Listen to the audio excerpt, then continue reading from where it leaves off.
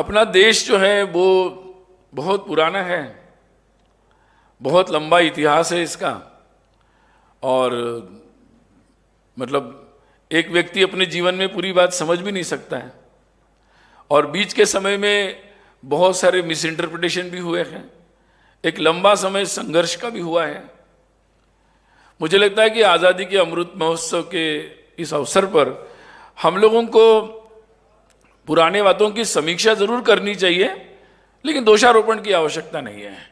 हमारे जितने भी स्वाधीनता आंदोलन में नेता थे, जितने भी विचार थे, सब ने अपना अपना योगदान निश्चित रूप से दिया है, उनका हमें सम्मान करना चाहिए। हाँ, ये बात जरूर है कि आज 75 वर्ष के बाद हमें समीक्षा करनी चाहिए कि कौन सी बातों को आगे ले जाना है और कौन सी बातों को अब हमें छोड़ देना है। इसमें कोई कृतज्ञता नहीं है कि हम किस बातों को छोड़ रहे हैं, क्योंकि समय भी बदलता है।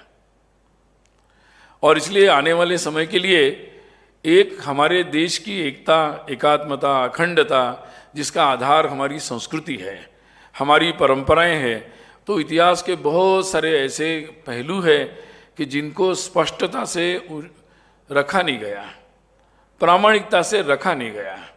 बहुत सारे ऐसे लोग हैं जिनका उचित जो हमें सम्मान देना चाहिए था, जिनका देश के लिए योगदान था, वो भी हम नहीं दे पाए। तो ऐसे बोलते हैं कि जो रह गया, तो जब कोई घर में उत्सव होता है तो हम पुराने सब उन विषयों को याद करते कि भाई हमसे जो भी रह गया अब हम याद कर लेते हैं।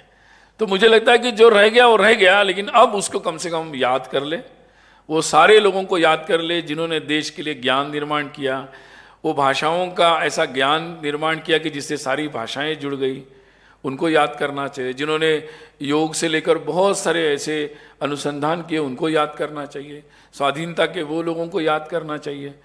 तो मुझे लगता है कि ये समय है कि हम उन सब लोगों को जोड़ें और भारत की उस कल्पना को समझें